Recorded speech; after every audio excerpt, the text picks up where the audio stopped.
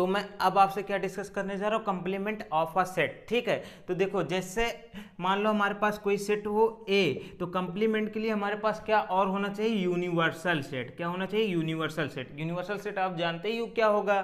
ठीक है, तो ये हमारे पास कोई सेट ए हो तो और दूसरा सेट हमारे पास क्या है, यूनिवर्सल सेट हो, तो एक कॉम्प्लीमेंट को हम कुछ ऐसे लिखते हैं, ए डैश या तो ए डैश लिख देंगे तो इसका मतलब ए कॉम्प्लीमेंट लाना है। ए की पावर सी लिख दिया तो इसका मतलब भी ए का कॉम्प्लीमेंट लाना है।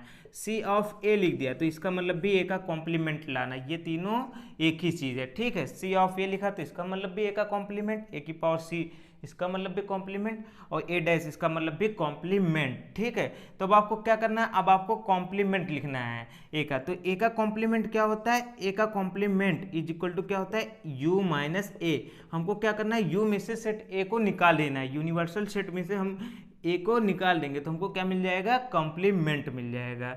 और आप ये तो जानते ही हो इसका रूल क्या होगा, x such that x belongs to U and x does not belongs to A. ठीक है, ये आपका हो गया। एग्जाम्पल के लिए क्या आपको करना है, एग्जाम्पल के लिए आप क्या कर लो, जैसे मान लो आप यूनिवर्सल सेट को ले लो, क्या कहते हैं 1 से लेके 10 तक, 1 2 इस तरीके से आपने कहाँ तक लिया, 10 तक। ठीक है, और उसके बाद आप क्या करोगे, सेट ए को ले लो 1 2 3। तो अब आपको क्या करना है, ए का कॉम्प्लीमेंट लाना है। ए का कॉम्प्लीमेंट मतलब क्या होगा, यू में से ए को निकालो तो इसमें से 1 2 3 को निकालोगे क्या आ जाएगा, 4 5 6 7 8 9 10। तो यही आपका क्या हो गया, आंसर हो गया। ऐसे डायरेक्ट भी आप लिख सकते हो, या इसको ऐसे लिखे होते A dash equal to U minus A, फिर उसके बाद आप लिख दिए होते तब भी आपका यही रहता है। ठीक है, तो मेरे ख्याल से आपको ये समझ में आ गया होगा कॉम्प्लीमेंट क्या होगा। ठीक है, अब मैं कुछ डिस्कस करता हूँ।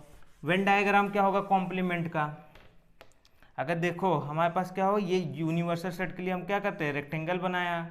ठीक है, ये यूनिवर्सल सेट और इसका मान लो सबसेट ए हो। ठीक है, ये जो है इसका सबसेट हो। ठीक है, तो जब हमको ए डैश का ए का कॉम्प्लीमेंट लाना है, ए डैश लाना है, या इसी को हम लोग क्या लिख दे, ए की पावर सी, या फिर क्या लिख दे, सी ऑफ ए, तो मतलब इन सब का मतलब क्या है, ए का कॉम्प्लीमेंट। तो उसका वेन डायग्राम क्या होगा, यूनिवर्सल सेट में देखो ये सारे के सारे एलिमेंट हैं। ठीक है, तो अब आप क्या करोगे, जब आपको कॉम्प्लीमेंट लाना है, ठीक है, तो क्या करते हो, कॉम्प्लीमेंट लाने का मतलब क्या, आपको ए को निकाल देना है। तो आप देखोगे इस यूनिवर्सल सेट में आप क्या करोगे, जो ए का जितना पार्ट है, ठीक है, उस वो एलिमेंट नहीं बिलोंग करने चाहिए कॉम्प्लीमेंट में। ठीक है, तो इसको हमने निकाल दिया और ये हमने ऐसे बना दिया, तो ये क्या हो गया, वेन डायग्राम हो गया for a complement. A complement के लिए ये वेन डायग्राम हमारा हो गया। ठीक है, तो अब मैं कुछ कॉम्प्लीमेंट की प्रॉपर्टीज़ को डिस्कस करना चाहूँगा। तो देखो ये आपका क्या हुआ, एक कॉम्प्लीमेंट के लिए आपके पास वेन डायग्राम है। अब एक वेन डायग्राम मैं बना लेता हूँ ए के लिए। ठीक है, ये देखो हमारा सेट क्या हो गया, ए हो गया, ए के लिए वेन डायग्राम। तो ये देखो यूनिवर्सल सेट हो गया और ये हमारा क्या हो गया, ए उसका सबसेट है। तो इसमें क्या होगा, इसमें सिर्फ ए के एलिमेंट बिलोंग करेंगे। ठीक है, ये किसके लिए वेन डायग्राम है, सेट ए के लिए वेन डायग्राम है। अब आप इन दोनों डायग्राम को देखोगे तो जो भी एक्स बिलोंग करेगा वो देखो इधर इस वाले सेट में, ए कॉम्प्लीमेंट में जो भी एक्स बिलोंग करेगा वो बाहर बिलोंग करेगा, ए के अंदर नहीं आएगा। ठीक है, लेकिन इस वाले वेन डायग्राम में आप देखोगे जो भी एक्स बिलोंग करेगा ए में वो सिर्फ यहीं पे रहेगा और बाकी ये बाहर का कोई भी एलिमेंट नहीं आएगा। तो इससे हमारे पास क्या इंप्लाई हो गया, एक्स अगर बिलोंग कर रहा है ए कॉम्प्लीमेंट में, एक्स बिलोंग कर रहा है ए कॉम्प्लीमेंट में, इसका मतलब क्या हुआ, x does not belongs to A. तो एक्स जो है ए में बिलोंग नहीं करेगा। ठीक है, अगर से एक्स बिलोंग कर दिया हमारा ए में तो ये क्या इंप्लाई कर देगा, X does not belongs to a complement. ठीक है, तो मेरे ख्याल से आपको ये दोनों चीज़ें समझ में आ गई होगी कि एक्स अगर से ए में बिलोंग कर दिया तो वो ए कॉम्प्लीमेंट में बिलोंग कर दिया तो वो ए में बिलोंग नहीं करेगा, और अगर से एक्स ए में बिलोंग कर दिया तो वो ए कॉम्प्लीमेंट में बिलोंग नहीं करेगा। ठीक है, तो ये आपको समझ में आ गया होगा। और दूसरा क्या हो गया, देखो 1 2 प्रॉपर्टी आपको आ गई।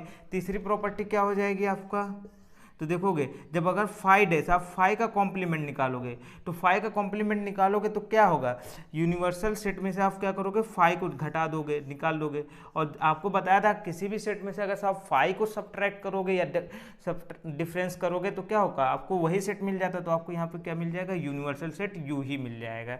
ठीक है, फिर नंबर 4 हमारा क्या होगा, अगर से हम यूनिवर्सल सेट का कॉम्प्लीमेंट निकाले तो इसका मतलब क्या हो गया, यू में से हमको यू को निकाल देना है, यूनिवर्सल सेट में से यूनिवर्सल सेट का। और ये भी मैंने आपको डिस्कस किया था डिफरेंस में, क्या होगा कि अगर सेम में से सेम सेट निकलता है तो क्या आ जाता है हमारा, फाई आ जाता है। ठीक है, तो मेरे ख्याल से अब आपको समझ में आ गया होगा कि अगर साफ क्या होगा, अगर कोई भी एलिमेंट जो कि कॉम्प्लीमेंट में बिलोंग कर रहा है तो क्या इंप्लाई करेगा, वो ए में नहीं है, और कोई भी एलिमेंट जो ए में होगा तो इंप्लाई कर देगा वो कॉम्प्लीमेंट में नहीं है। ठीक है, और उसके बाद आप ये देखोगे फाई का जो कॉम्प्लीमेंट होगा वो पूरा का पूरा यूनिवर्सल सेट बन जाएगा, और यूनिवर्सल सेट का कॉम्प्लीमेंट फाई आ जाता है। ठीक है, तो आज की वीडियो में इतना ही। थैंक यू, जय हिंद।